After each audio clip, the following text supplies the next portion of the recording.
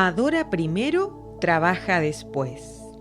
Pero Dios dijo: he encontrado en David a un hombre conforme a mi propio corazón. Él hará todo lo que yo quiero que haga. Hechos 13:22.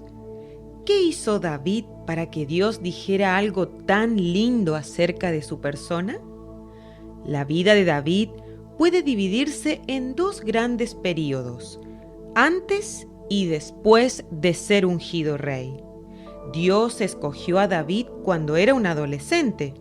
Nadie daba un peso por él, ni siquiera Samuel. Recordemos que el profeta, al ser enviado por Dios a ungir al nuevo rey en la casa de Isaí en Belén, creyó que Dios escogería al mayor, y estaba a punto de derramar el aceite cuando una voz del cielo le dijo que no lo hiciera. Si no es el primogénito, deberá ser el siguiente, se dijo a sí mismo, e intentó ungir al segundo hijo. Pero tampoco era el escogido. Samuel hizo pasar a todos los hijos de Isaí, hasta que finalmente preguntó al anfitrión si le quedaba algún hijo más. Isaí dijo que había uno, el menor, pero que estaba en el campo cuidando las ovejas. Nadie conocía a David, sin embargo, ya había conquistado el corazón de Dios. Jehová se ha buscado un varón conforme a su corazón. Primer libro de Samuel 13:14. Lo que David hizo en lo secreto le sirvió para convertirse el rey de toda la nación. David tenía una sola pasión: Dios. Los salmos más inspiradores salieron de la pluma de David cuando cuidaba ovejas, lejos de la mirada del hombre. David escribió: solo una cosa le pido al Señor, habitar en la casa del Señor por el resto de mi vida. Así podré disfrutar el placer de estar junto al Señor. Salmo 27:4. Dios debe transformarse en nuestra máxima pasión. Si bien es cierto que tener a Dios es tener su bendición, nuestra motivación más íntima no tiene que ser su mano, sino su corazón. Lo amamos por lo que Él es y no por lo que pueda darnos. David conquistó el corazón de Dios cuando lo servía cuidando ovejas. Desarrolló comunión en el desierto y con ella le vino la unción. Jesús desarrolló su comunión mientras trabajaba de carpintero, y la presencia del Espíritu Santo desató un ministerio que trasciende los tiempos y las edades. Como cristianos, tenemos dos opciones. El camino fácil es una experiencia con Dios el domingo y una vida de impurezas durante toda la semana. El camino largo y más difícil es experiencia y poder con carácter y santidad. No es solo emoción, ni una exagerada experiencia sobrenatural, es obediencia y santidad. No hay unción sin comunión. Dios busca desarrollar una comunión íntima contigo y posiblemente lo haga en el anonimato. De ti depende responder al llamado o eludirlo. La actitud es más importante que todas las aptitudes juntas. Tú podrías estar limpiando oficinas, pero si tu actitud es la correcta y realizas tu trabajo con alegría y gratitud, conquistarás el corazón de Dios.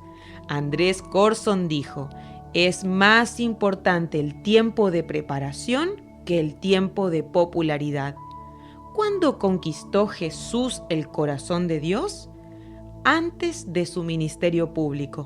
Jesús vivió de tal manera que hizo de su vida un altar de adoración.